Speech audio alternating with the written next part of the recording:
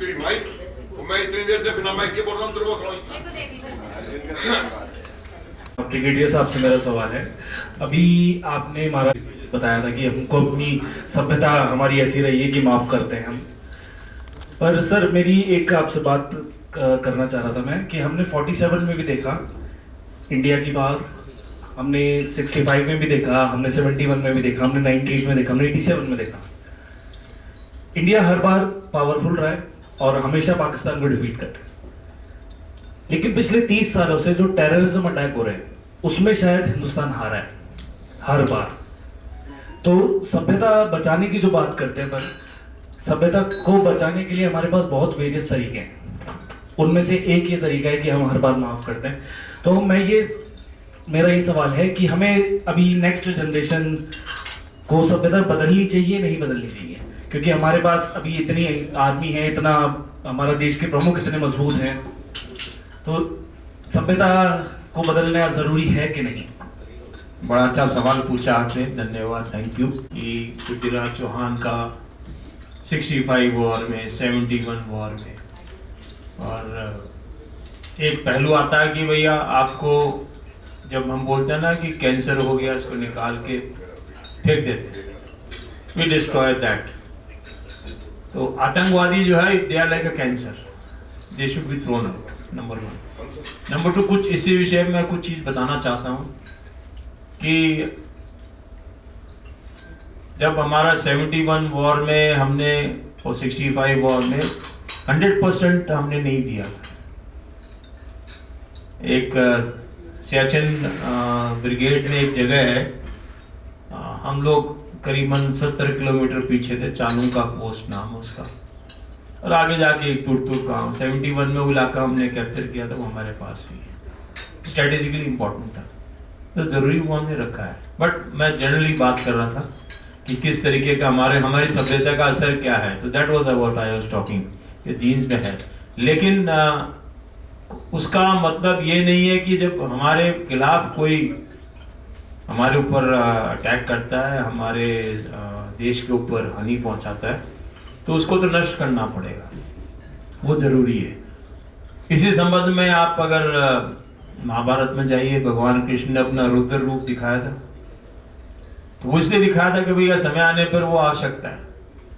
तो प्रॉब्ली अभी जो हालात हैं उसमें एक तो ना माफी लायक नहीं होता, तो आतंकवादी ये पहलगाम का हमला माफी लायक नहीं है, तभी तो ये सारी कार्रवाई हुई है, नंबर 1।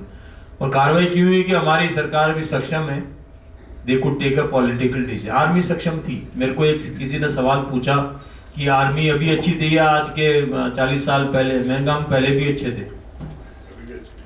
1948 में we fought, we captured, 62, 65 again we fought, we defeated Pakistan, 71 we created Bangladesh. Kargil में अब आप अंदाजा लगाएंगे, ऊपर दुश्मन बैठा हुआ है, पाकिस्तानी बैठा हुआ है, फौज जा रही है, कैप्टन विक्रम बत्रा जा रहा है, यंग बॉय, हाँ 20-20 इयर्स प्लस, ऊपर से फायरिंग आ रहा है, एमजी फायरिंग आ रहा है, माइनफील्ड लगी हुई है, आर्टिलरी शेलिंग आ रहा है। लेकिन हिंदुस्तान की फौज में you will be surprise, not a single man refuse to go, not a single man reported sick. मैं अपने एक्सपीरियंस से ही बता रहा हूँ, बाकी जो है कि नॉट अ सिंगल 100। मेरे खुद के यूनिट के ऑफिसर छुट्टी में थे, शादी करने गए थे, आज शादी है, कल टेलीग्राम आया, both officers came back, Vishal and Parwal, दोनों second generation officer, second third के वोट करे हुए, दे केम बैक। तो वो आवश्यकता के अनुसार है। But I agree on your part कि एक नेवी का INS द्रोणाचार्य शिप है, नेवी में हर एक एस्टेब्लिशमेंट को शिप का दर्जा दिया जाता है।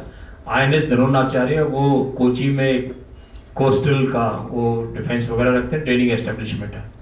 उनका जो मोटो है क्रूरे प्रथम है प्रहार, पहला मारो, ऐसा मारो कि दूसरा प्रयाण नहीं कर पाए, हाँ क्रूर सक्षम। So that is the level. So that we have in us, but we also have that humanity is there. ऐसा ना हमारे और बाकी देश के बाकी चीजों में क्या फर्क है?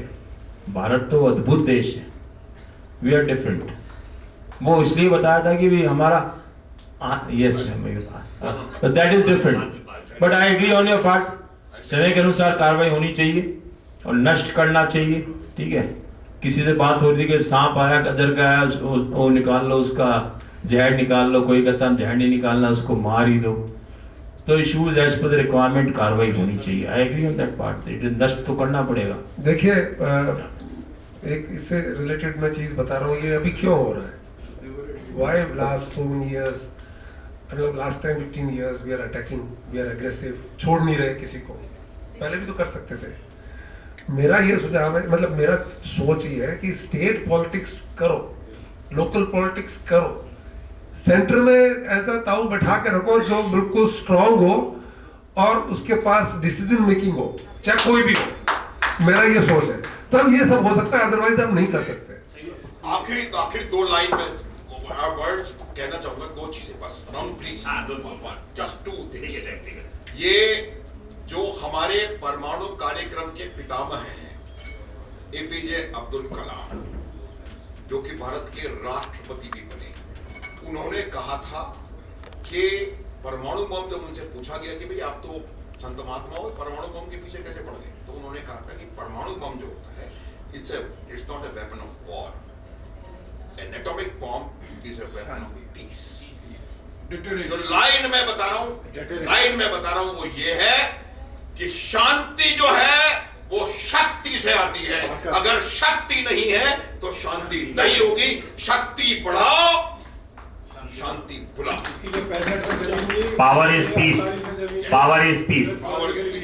So it means power is peace. Thank you very much, sir.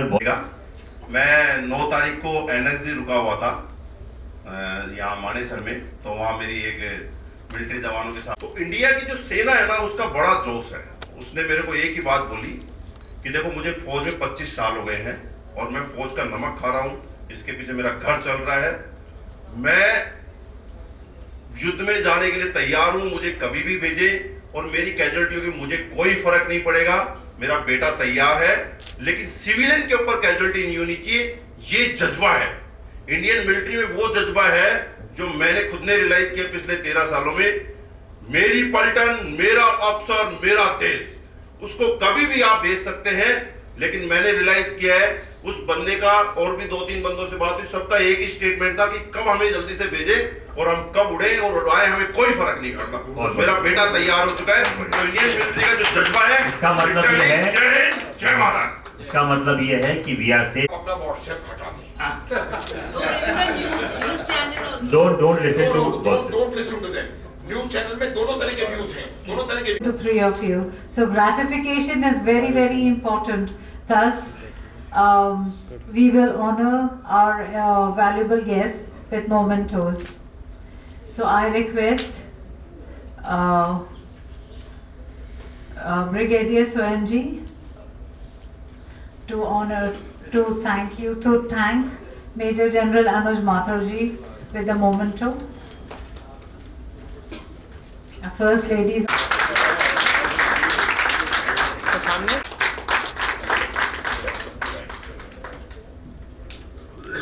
To Brigadier K. Virender Singh Ji.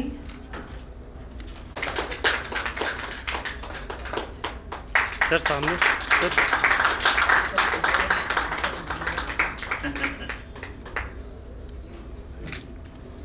Memento to IG Sir Pushpender Singh Ji.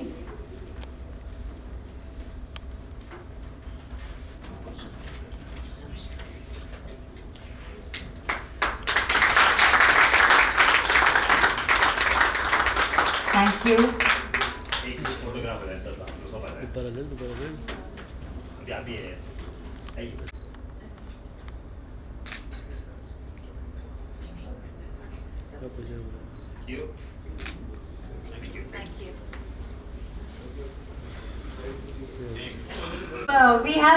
We always follow the trend to present a token of love to the people, the Rotarians who have their birthday. So I would just announce, if you all are here, please come and take a gratitude of love and honor from us. April birthdays, Rotarian Sandeep Nehati ji, Tanuja Agarwal ji, Dr. Preeti Mathur. If you are here, please step up. Hardeep. And for May, can we please wait? Thank you. Can we please wait for 2 minutes. Just 2 minutes. The food is ready. Last 2 we minutes. make a living by what we get. Excuse me. Silence, please. Silence. Sorry for the delay, but it happens. So I start again. We make a living by what we get, but we make a life by what we give. Yeah, so here is the big thank you and gratitude to our three great, reverend, decorated, very senior army officials. I will say, आप हैं तो हम peacefully सोते हैं नींद में. जय Hind, Indian Army and again, thank you respected Rotarians. आपका साथ हमारी ताकत है. Thank you for coming. Thank you hotel, sound people, Rotarian Kanti Badarji for always supporting and guiding us. Our First Lady Atul Badarji for organizing such a wonderful. Thank you so much. As Rotarians, we believe that our service is not just about what we do, but about who we are. Thank you so much once again. Jai Hind, Jai Bharat, Jai Rotary. Everybody is requested to please join for dinner, please. Thank you. Meeting is adjourned.